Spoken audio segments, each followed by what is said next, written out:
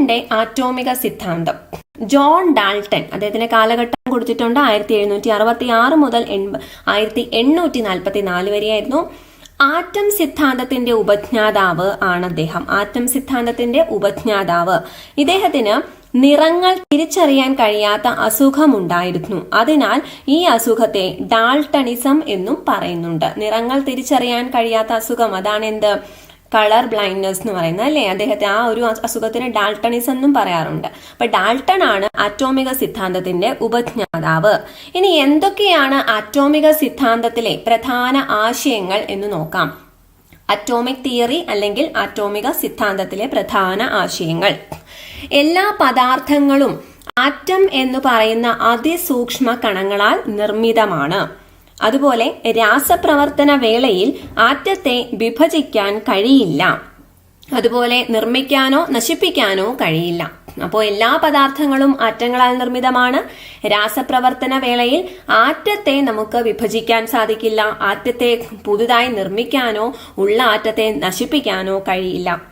ഒരു മൂലകത്തിന്റെ ആറ്റങ്ങളെല്ലാം ഗുണത്തിലും വലിപ്പത്തിലും മാസിലും സമാനമായിരിക്കും. ഒരു മൂലകത്തിന്റെ തന്നെ ആറ്റങ്ങൾ നോക്കിയാൽ എല്ലാം ഒരേ വലിപ്പം, ഒരേ മാസ് ആയിരിക്കും.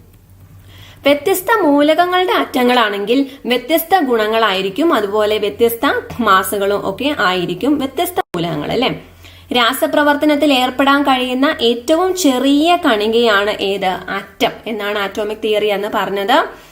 അതുപോലെ രണ്ടോ അതിലധികമോ മൂലകങ്ങളുടെ ആറ്റങ്ങൾ ലളിതമായ അനുപാതത്തിൽ സംയോജിച്ച് എന്തുണ്ടാകും, സംയുക്തങ്ങൾ ഉണ്ടാകും.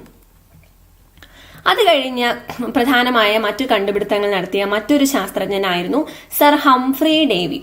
സർ ഹംഫ്രി ഡേവി വൈദ്യുതി ഉപയോഗിച്ച് സംയുക്തങ്ങളിൽ നിന്നും ഒട്ടേറെ മൂലകങ്ങൾ വേർതിരിച്ച ആളാണ് അദ്ദേഹം. വൈദ്യുതി ഉപയോഗിച്ച് സംയുക്തങ്ങളിൽ നിന്നും ഒട്ടേറെ മൂലകങ്ങൾ അദ്ദേഹം വേർതിരിച്ചെടുത്തു. Potassium, sodium, calcium, magnesium, strontium, barium, boron എന്നിവയൊക്കെ ഇതിൽ പെടുന്നു. അപ്പൊ ആരാണ് പൊട്ടാസ്യം വേർതിരിച്ചത്? Sodium, calcium, magnesium, strontium, barium, boron ഇതൊക്കെ വേർതിരിച്ചെടുത്തത് ആരാണ്? Sir Humphry ഡേവിയാണ്.